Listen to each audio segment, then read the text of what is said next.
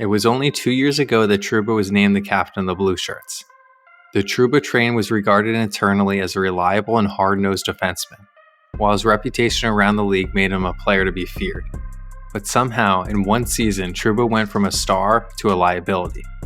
Stick around as we analyze Trouba's performance from last year to shed light on why the Rangers front office considered him expendable. Everybody loves big hits. Fans love them, teammates love them, and coaches love them. And in Trouba's first 3 seasons with the Rangers, perhaps no one else in the league was known more for laying guys out than Trouba.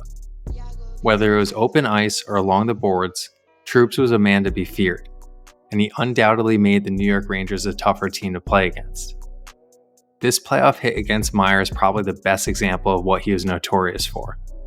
Timo tries to get cute at the blue line, and Trouba makes an example of him. There's almost no risk to this hit either.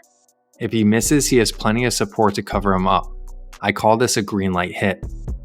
Now, Trouba didn't just forget how to play hockey. This past year, he still did a lot of good. Let's break down this open ice beauty against Kadri. Trouba sees that he has Miller coming back, so he has the authorization to bait Kadri to the middle. As soon as Nazem takes the bait, he digs in and lays him out. This was actually the same game Dubé was caught in Trouba's tracks as well. Jacob had support from Cheadle, which allowed him to lower the shoulder without the risk of a fast break. Then he answered the bell to boot. Unfortunately, a troubling trend began to emerge last year. Trouba's hits were becoming more and more reckless. Take this one from Erod, which 100% should have been a suspension. Yes, the elbow comes flying in, but if we roll it back, we can understand why. First, his gap control is quite poor. Because of this, he goes in for a sweeping poke check, as a shot from this distance is quite dangerous. This quickly backfires as Erod makes a move to the middle. Once he's beat, he doesn't have the leg power to dig in, so in desperation, his elbow comes flying out. While he ultimately wasn't suspended, he did put his team in a man-down situation for his negligence. If we actually circle back and look at this hit on Alex Lafreniere, we see surface-level optics don't tell the whole story. Sure, he tags the young star, but again, why is he so deep? Lafreniere actually gets a quality shot off here that could have been avoided with proper gap control. Teams watch film, and who knows if this is the play where Erod realized he could make a move to the middle in a similar situation.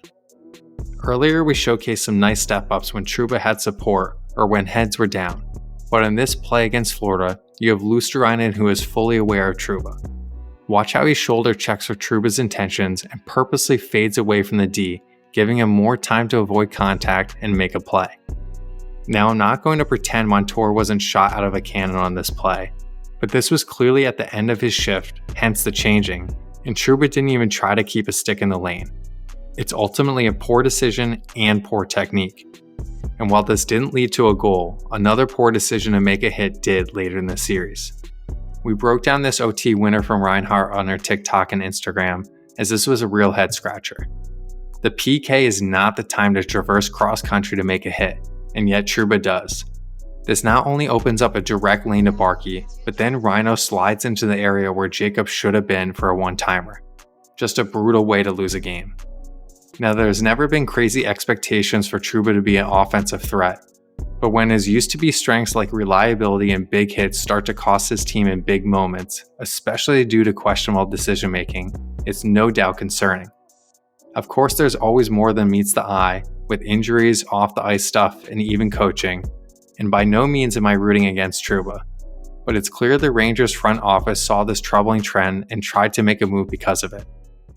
Let us know in the comments if you felt Trouba's physical game this past year was a net positive or negative. And if you like this video and you want more in-depth hockey analysis, subscribe to our channel. Along the Ice is the best place for educated hockey fans to learn more about the subtleties of our game.